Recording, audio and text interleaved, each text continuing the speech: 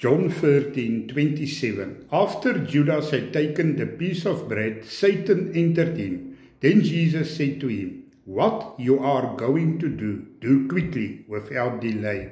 Judas rejected the love and favor of Jesus. He betrayed the bread of life, Jesus Christ, with a piece of bread. Judas rejected eternal life for the love of money, Matthew 26:15. When Jesus said one of them would betray him, they all asked, "Is it I?" Matthew 26:22. At that moment, Jesus said to Judas, "You have said it." Matthew 26:25. Hear this. The Greek word for I is ego. It is my own selfish ego that leads me to betray God and fellow men. Judas knew that Jesus knew that this disciple would betray his master.